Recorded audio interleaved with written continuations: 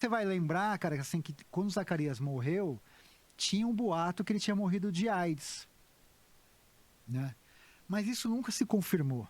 Só, tipo, boato. Assim, foi, acho que Notícias Populares falou alguma coisa, e um ou outro jornal, E eu mas quero assim, saber se no seu documentário tem algo que o Didi não gostaria que revelasse. tem, né? Tanto é que foi. Acho que é por isso que ele virou polêmico, né? Mais pelo Renato do que pelas coisas que eu trago.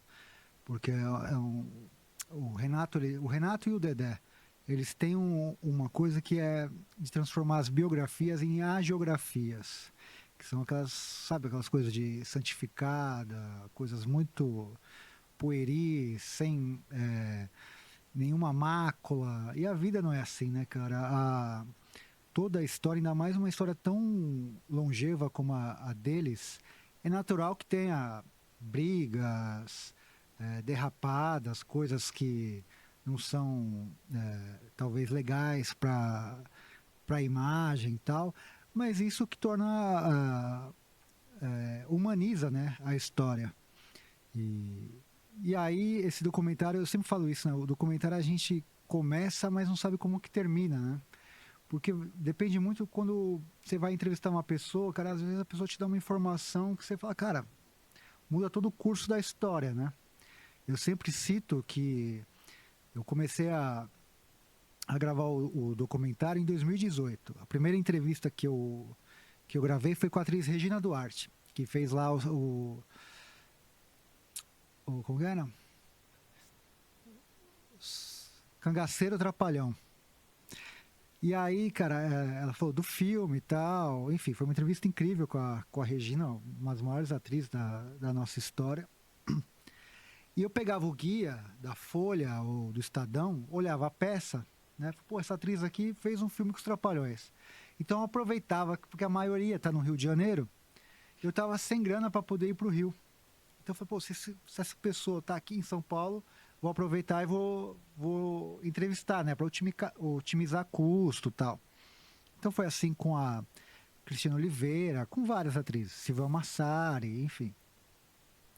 E tava gravando e tal, e tava tudo normal, porque as atrizes ou os atores, o próprio Tony Ramos foi assim, se bem que ele mora em São Paulo, mas consegui entrevistar ele.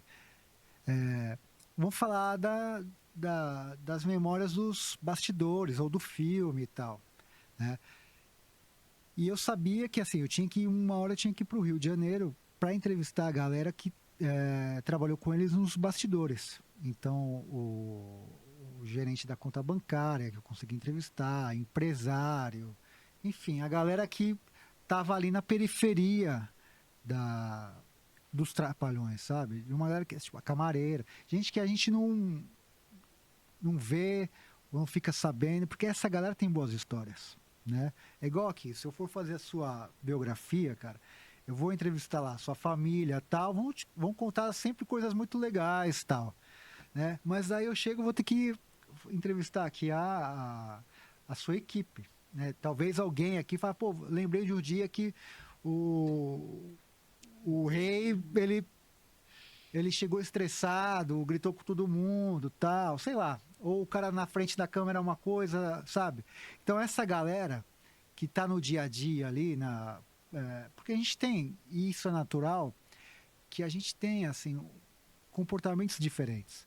Quando você está com a sua família, você é um. Quando você está com seus amigos, você é outro. Quando você está no trabalho.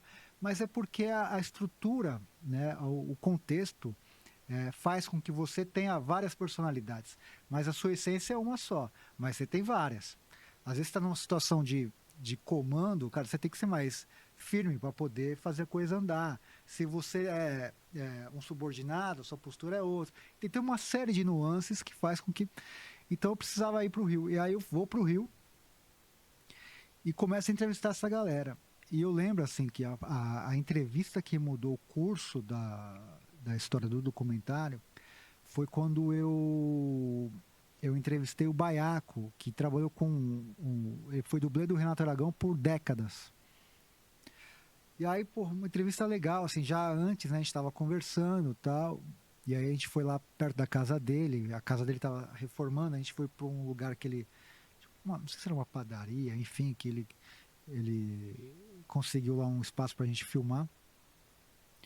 E aí ele começou a contar coisas, cara, que tipo, lógico, provocado, assim, né, pra falar, né? Porque a nossa ideia é isso, que a pessoa fale, Sim. né? Não só fala, tá, mas essa história aqui, é isso ou não? Né? E o cara sabendo que você sabe a história, ele se sente mais confiável em contar e mais inseguro para te enrolar. Então, às vezes você fala, não, isso aqui não bate. E aí ele vê que você sabe, né? E aí o Baiaco começou a contar várias coisas dos Trapalhões, tipo coisas do Renato, enfim. E uma informação que eu falei, cara, isso aqui, a partir de agora, o documentário que foi a questão da causa-morte do Zacarias, né? Porque sempre tinha aquela lenda, a gente é Na da mesma mesma, geração. é, quase Mesma época, quase a um gente ano dividiu diferente. o quarto do hospital lá dos Sim. recém-nascidos, né? Então você vai lembrar, cara, assim, que quando o Zacarias morreu, tinha um boato que ele tinha morrido de AIDS, né? Mas isso nunca se confirmou. Só tipo boato. Assim, foi acho que Notícias Populares falou alguma coisa e um ou outro jornal, mas assim, a Globo nunca falou, né? E eu nunca tinha engolido essa história que ele, por conta de uma dieta tal, tinha ficado fragilizado e morreu. Enfim, aí eu falo com o Baiaco, ele falou, não, o Zacarias, ele fala, ele era bissexual, e ele morreu de AIDS, né? Porque a gente vai lembrar, naquela época, cara, a epidemia da AIDS era uma coisa assim avassaladora. Infelizmente, vitimou muitas pessoas, né? A gente vai sempre lembrar dos casos mais famosos, Cazuza, Renato Russo, Sandra Brea, enfim, uma galera por sexo ou por transfusão de sangue, o próprio Betinho, vários caras morreram por conta disso, né? Então, e aí eu falo, porra, tá aqui uma informação que, tipo, um cara que dividiu o camarim com os caras, viajou com eles, porque os Trapalhões faziam viagem pro Brasil todo, apresentações de circo, enfim, né? Eles eram também saltimbancos nesse aspecto. Um cara que conviveu, que viu, que conversou, tá dando uma informação exclusiva. E aí você vai entrevistando outras pessoas que vão confirmando isso tal, né? Eu falei, porra, tá aqui uma coisa. Estou contando um exemplo de coisas que, assim, por conta disso, por isso que eu falo que a gente não sabe, a gente sabe como que vai começar, tipo, vamos contar a história dos Trapalhões. Mas não tem um roteiro, o documentário não tem roteiro. Porque se você me falar uma coisa, cara, que te quebra todo o roteiro, fala, pô, se eu fizesse o roteiro, a informação que o Baiaco deu, eu já teria rasgado o roteiro, porque foi, pô, se eu vou contar a história dos Trapalhões e tal, eu preciso colocar essa história aqui. Porque é uma parte importante da história dos Trapalhões. Porque com a morte do Zacarias, praticamente, cara, na minha opinião, acaba os Trapalhões, né? Eles já não sabem mais o que fazer, o programa ele decai, e tanto é que, sei lá, eles têm várias formas, Vila Vintém, enfim, um monte de coisas que não dá certo, né? E em 94, 95 o programa acaba. Daí eles vão para Portugal, tal, fazem sucesso, mas já não era mais Trapalhões, né? E a questão que você entrevistou, esse cara que viajou com os Trapalhões durante muito tempo, ele comentou alguma coisa que na viagem, como era o comportamento de cada um, do Mussum, A personalidade. da personalidade, tipo assim, ficam em quartos diferentes, um era mais boêmio, saía, o outro não, o outro estudava mais, o outro estudava menos, como é que era? Tipo, o Mussum chegou... Isso tudo mundo, né? Só uma questão essa do Zacarias, cara, que assim, foi uma coisa que me orgulhou demais, porque eu falo isso, cara, toda vez que eu falo disso, é para combater a homofobia, sabe? Porque eu até hoje eu não entendo por que o Renato e o Dedé não admitem que o Zacarias era bissexual, sabe? A gente precisa normalizar isso. As pessoas são homossexuais, bissexuais, o que seja, e é legítimo que seja, entendeu? Cada um vive do seu jeito, né? E eles não falando isso, eu acho que eles reforçam o preconceito, né? O Zacarias é sempre foi um grande artista, e isso não diminui em nada o Zacarias, ao contrário, eu acho que ele é uma figura que é um retrato de uma época, né? Que tinha muito preconceito, principalmente no audiovisual. Os galãs das novelas não podiam revelar que eram homossexuais ou bissexuais, porque perdiam papéis, né? Quantas pessoas não foram expulsas de casa por serem homossexuais, tal? Então, quando a gente começa a falar isso, é para as pessoas entenderem que existem pessoas assim e que precisam ser aceitas, cara, entendeu? Então, não falar sobre a questão do Zacarias é reforçar um preconceito. Então, quando eu falo que ele era bissexual, é justamente para ainda elevar o Zacarias, sabe? E Dentro dessa arte, né? dentro dessa arte. E aí, lembrei agora, no ano passado, quando a Madonna fez o show na praia de Copacabana, eu fui assistir o show da Madonna. E tinha uma música dela que ela, todo país que ela cantava essa música, ela projetava no telão as pessoas daquele país que tinham sido vitimadas pela AIDS. E aí eu falei, cara, eu vou ver aqui quem que tá. Daí ela projetou lá o Betinho, que a questão do Betinho foi de Sim. transfusão de sangue e tal. Vários artistas. E aparece a imagem do Zacarias. Fala, cara, fui eu que coloquei essa, porque esse é o Renato. Você quebra, né? Falei, cara, olha que legal, a Madonna tá falando aqui, entendeu? E a gente não tem coragem para falar, sabe?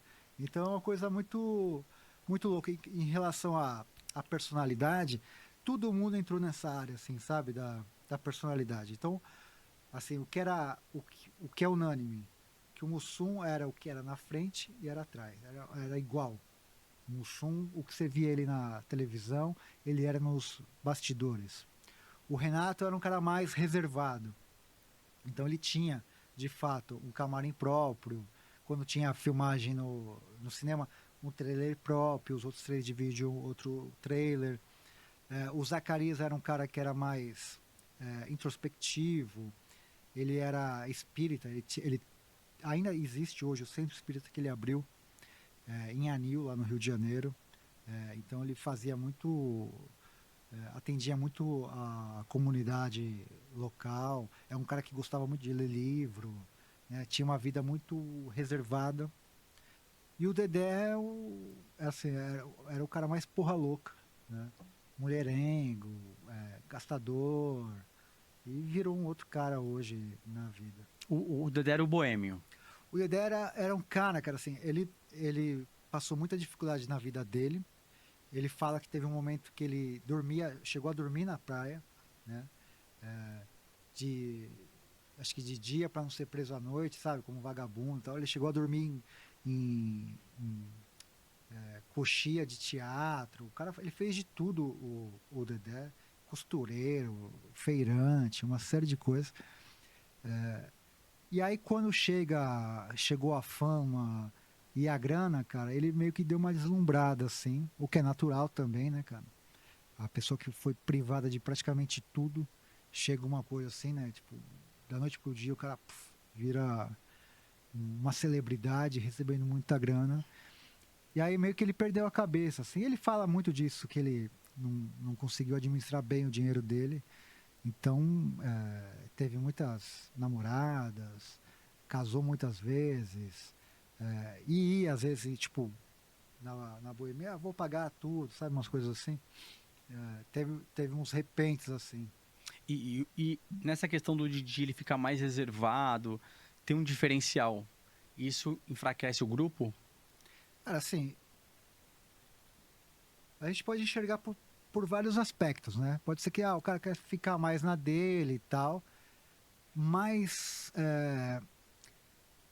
isso no documentário fala assim, o sucesso subiu a cabeça do Renato em algum momento, assim, sabe? Então, porque também foi um outro cara que, assim, ele era de família de classe média, a família dele era uma família abastada lá em Sobral, ele vem pro Rio de Janeiro tentar a carreira artística, passa dificuldades, não é fácil, mas ele consegue sobressair. Mas ele sempre teve uma questão que ele queria mostrar para a classe artística, para a sociedade Alô?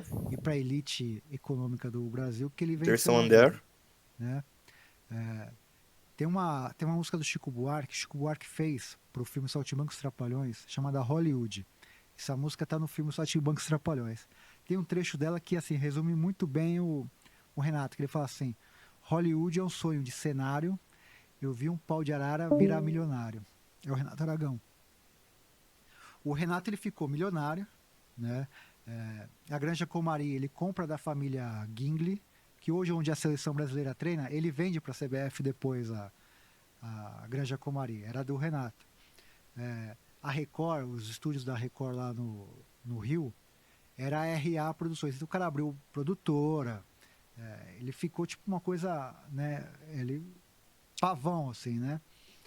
E ele queria mostrar isso. Então ele chegou a fazer filme, por exemplo, o Alto da Compadecida, ele fez para crítica. Então ele contrata o Daniel Filho como diretor, Raul Cortez, um puto elenco que os Trapalhões nunca tiveram. Ele falou, vou fazer um filme para crítica gostar de mim. Então ele sempre teve essa questão de querer mostrar que ele ascendeu na vida, economicamente e artisticamente. O Renato, justamente pelo fato dele se entregar mais aos projetos, de escrever e tudo mais, você vê que ele fez a coisa certa nesse aspecto ou ele foi egocêntrico perante ao grupo, perante ao Mussum, ao Didi, perante ao Mussum, ao Dedé e ao Zacarias? Assim, de fato, ele trabalhava mais para o grupo, isso é notório.